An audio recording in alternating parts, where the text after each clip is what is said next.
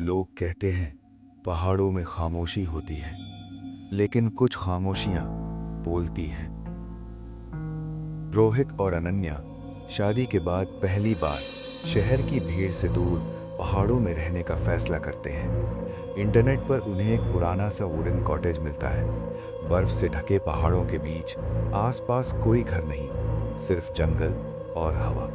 Owner phone पर बस इतना कहता है, रात को बाहर मत निकलना और ऊपर वाले कमरे का दरवाजा बंद रखना। रोहित मुस्कुराकर बोलता है, लोग पहाड़ों को लेके ज्यादा ही कहानियां बना देते हैं। अनन्या कुछ नहीं कहती, पर उसकी आंखों में हल्की सी घबराहट होती है। अगली रात रात गहरी होती जा रही थी। हवा के साथ लकड़ी के घर की चिरचिराहट अंदर तक सुनाई दे रही थी। अनन्या अचानक बोलती है, रोहित, तुमने सुना? सिर्फ हवा है, रोहित जवाब देता है। तभी ऊपर वाले कमरे से किसी के चलने की आवाज आती है, धीरे, भारी, जैसे नंगे पांव। रोहित उठकर देखता है, ऊपर का दरवाजा बंद है। आवाज रुक जाती है, पर अनन्या की नींद नहीं आती।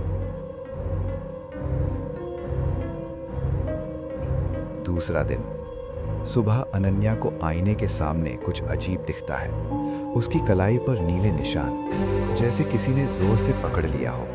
रोहित मजाक में बोलता है, शायद रात को तुम्हें नाइटमेयर आया होगा। लेकिन अनन्या को याद है, उसने कोई बुरा सपना नहीं देखा था। शाम होते ही पहाड़ों पर घना कोहरा छा जाता है। मोबाइल नेटवर्क गायब, बिजली अचानक चली जाती है, और तब किसी औरत की हंसी बाहर से सुनाई देती है, बहुत धीमी, बहुत करीब। अनन्या खिड़की के पास जाती है। कोहरे के बीच एक सिलुएट खड़ी होती है, लंबी, बिल्कुल सीधी और बिना हिले। अनन्या चीखने वाली होती है, पर आवाज उसके गले में अटक जाती है।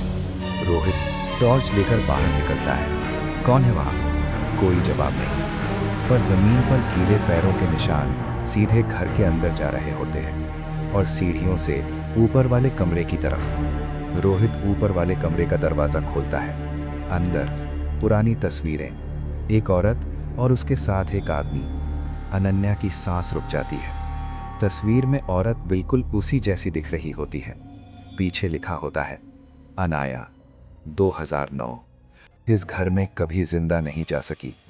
तभी पीछे से एक ठंडी आवाज आती है, तुम आ गई हो इतने सालों बाद। अनन्या मुड़ती है और खुद को अपने सामने खड़ा देखती है। सफेद आंखें, टूटे हुए होंठ और गर्दन पर गहरा निशान। अगली सुबह गांव वाले कॉटेज के पास आते हैं। दरवाजा खुला होता है। अंदर सिर्फ रोहित होता है, जिंदा पर बिल्कुल चुप। पुलिस पूछती है, तुम्हारी वाइफ कहाँ है? रोहित सिर्फ ऊपर देखता है और कहता है, वो यहीं रहती है, पहाड़ों के साथ।